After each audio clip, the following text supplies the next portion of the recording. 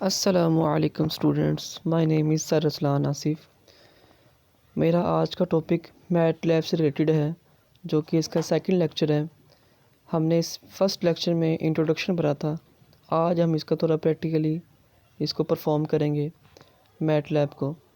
Math lab की पहली बात, जैसे कि हमने कल भी पढ़ा था कि मैथ लैब जो है, इसकी एब्रीवेशन क्या है। Math lab stand for matrix laboratory. अच्छा, उसके बाद मैट लैब को जब भी आपने स्टार्ट करना है प्रोग्राम को, तो आपने स्क्रीन को क्लियर करना है। यानी आपने CLS को जब आप लिखेंगे तो आपकी CLC लिखेंगे, CLC लिखेंगे तो आपकी जो है स्क्रीन क्लियर हो जाएगी। और इसमें आपने एक इस चीज़ का बात का ख्याल रखना है कि जब आप मैट लैब में लिखते हैं डेटा को, तो इसमें 1,2 और सेमी कोलन 3,4 लिखा हुआ है। तो इसमें हमने याद रखना है, ये कोमा जो है ये स्पेस के लिए यूज़ होता है, और सेमी कोलन जो है ये आपने नई रो लेने के लिए इसका यूज़ करते हैं।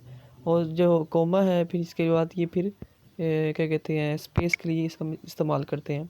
और आप देख सकते हैं जब आप ये मैटलैब पे रन करेंगे तो इसका आंसर यूँ आएगा। और इसके अलावा मैटलैब में आपने एक मैजिक मैट्रिक्स के बारे पढ़ेंगे। मैजिक मैट्रिक्स एक ऐसा मैट्रिक्स होता है जिसमें आप रोज़ को काउंट करें, इनको ऐड करें, और कॉलम्स को अगर ऐड करें तो उन सब के आंसर सेम आते हैं। तो वो आपके सामने देखेंगे। आज का जो हमारा बेसिकली जो टॉपिक है वो है कि मैट्रिक्स जो है मैथमेटिक्स की फील्ड में हम इसका इस्तेमाल पढ़ेंगे। कि मैटलैब को हम इसमें फ़र्स्ट टॉपिक जो हमारा रिलेटेड है वो है कि हम मैट्रिक्स को हम सम कैसे कर सकते हैं, सबट्रैक्ट कैसे कर सकते हैं, ऑर्डर इसका कैसे फाइंड कर सकते हैं, मल्टीप्लाई कैसे कर सकते हैं मैट्रिक्स को, और इन्वर्स कैसे फाइंड कर सकते हैं, और ट्रांसपोज कैसे ले सकते हैं, इसकी क्या कोडिंग है, क्या इसके रन कैसे कर सकते हैं, ये हम आज पढ़ेंगे इंशाल्लाह। तो आ जाए, अब हम मैट लैब को यूज़ करते हैं और उस पर हम देखते हैं कि इसको हम कैसे इस्तेमाल कर सकते हैं। तो मैट लैब का जो इस्तेमाल है हम इसका मोबाइल पे भी यूज़ कर सकते हैं। आमतौर पे जो है ये लैपटॉप पे या कंप्यूटर पे इसका इस्तेमाल करते हैं, लेकिन हम जिसके पास लैपटॉप अवेलेबल नहीं है, जो लैपटॉप पे नहीं इस्तेमाल कर सकता, या अगर उसके पास एंड्रॉयड अच्छे वाला मोबाइल है तो वहाँ पे भी इसको इस्तेमाल कर सकते हैं। तो आप देख सकते हैं आपके सामने स्क्रीन ओपन हुई है मैट लैब की। तो सबसे पहले देखिए कि इसमें मैट लैब की जो है ना अपना एक इसका कीबोर्ड होगा। तो आपने इसका कीबोर्ड चेंज करना है। वो हम जाते हैं सेटिंग के अंदर। सेटिंग में जाके देखें, सेटिंग में जाने के बाद आपने लैंग्वेज एंड इनपुट में जाना है, और इसमें जाके आपने ये जो है डिफ़ॉल्ट इनपुट मेथड, इसमें जाके आपने मैट लैब कीबोर्ड को क्लिक करना है। तो ये आपका मैट लैब का कीबोर्ड ओपन हो जाएगा। तो आ जाए, उसके बाद अब हम जाते हैं मैट लैब की तरफ। मैट लैब ओपन करते हैं तो आपके सामने देखें कीबोर्ड ओपन हो गया मैट लैब का। तो अब बिलफर्ज है कि जैसे हमने कोई मैट्रिक्स बनाना है, AB मैट्रिक्स लेना है, जैसे A=, मैट्रिक्स लिख लिया ये आपने। अब यहाँ पे आपने लिखना अपनी मर्ज़ी से। मैं जैसे लिखता हूँ 2,4। अब जैसे कोमा इसलिए लिखेगा ताकि हम स्पेस दे सकें। फिर सेमी कोलन लिखते हैं, फिर उसके बाद 6,8 लिखा। तो आप देखिए इसका मैट्रिक्स बनेगा। ये देख सकते हैं आप कि ये एक है कि मैट्रिक्स बन गया है। लेकिन इसमें देखिए हम अगर हम कॉपी में सॉल्व करते हैं, यहाँ पे एक मैट्रिक्स आता है, लेकिन यहाँ पे मैट्रिक्स नहीं है, लेकिन ये आपको बता रहा है। तो इसी तरह हम B मैट्रिक्स बनाते हैं। B= मैट्रिक्स 5,7, या चलिए आप ओड नंबर्स के रख लें, या 1,3 सेमी कोलन 5,7। तो आप देख सकते हैं कि ये B मैट्रिक्स बन गया। ये आपका A मैट्रिक्स था और ये B मैट्रिक्स है, लेकिन हमें ये नज़र भी आ रहा है कि ये 2x2 ऑर्डर का मैट्रिक्स है, यानी 2 रोज़ हैं, 2 कॉलम्स है इसमें।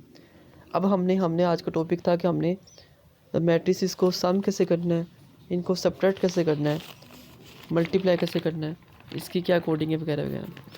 तो सबसे पहली बात, मैट्रिक्स को सम कैसे करना है। जैसे अब 2 मैट्रिक्स आपने ले लिए, आपने डिफ़ाइन कर लिया, अब इनको सम कैसे करना है। तो आपने लिखना है A + B जो मैट्रिसेस आपने ऊपर लिखे थे आपने उसको ऐड कर देना, इनको प्लस कर देना। ये इसकी कोडिंग है। जैसे देख सकते हैं आपके सामने ये आंसर आ गया जो कि A+B का आंसर है। इस तरह आप 100/100 ऑर्डर के भी मैट्रिसेस को ऐड कर सकते हैं, और अगर मल्टीप्लाई करना हो तो मल्टीप्लाई भी कर सकते हैं, और ये आपको सेकंड्स में आंसर देगा, जो कि बहुत लेंथी क्वेश्चन भी होता है मैटलैब के जी। हम जो 3-3 4-4 घंटे के जो आंसर हम फाइंड आउट करते हैं वो उसको हम सेकंड्स में फाइंड आउट कर सकते हैं। बस इसमें आपने कोडिंग का ध्यान रखना है कि इसमें कोड सही आपने एंटर करने हैं।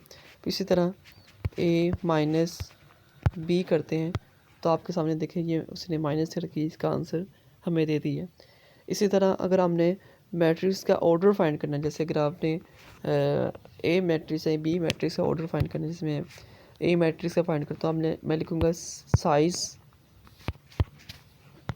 स्मॉल में लिखूँगा साइज़, और इसके बाद इसको क्लिक करूँगा। इसमें कर्ली ब्रैकेट्स का इस्तेमाल करते हैं, और जैसे हमने A मैट्रिक्स का फाइंड करना है तो कैपिटल A लिखें तो उसका ऑर्डर आ गया 2/2।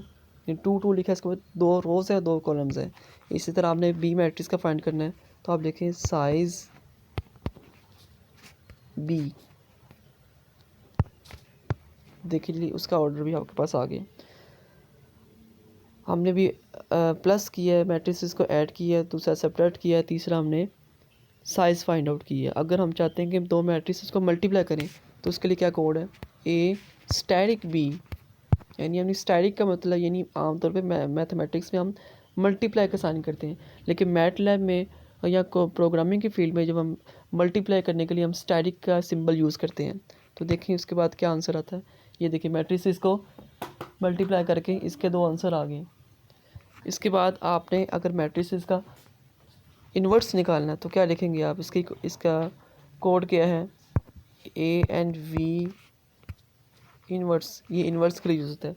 और आपने A का फाइंड करना तो A लिख लें, तो ये देख सकते हैं ये A मैट्रिक्स का इन्वर्स आ गया। इसी तरह आपने B निकालना है, B का इन्वर्स I&V, तो आप B लिखें तो ये B का इन्वर्स भी आपके सामने आ गया। इसी तरह अगर आपने ट्रांसपोज लेना है, ट्रांसपोज में क्या होता है कि हमने रोज़ को कॉलम्स में, कॉलम्स को रो में करना है, तो आप क्या लिखेंगे A मैट्रिक्स का TRANP,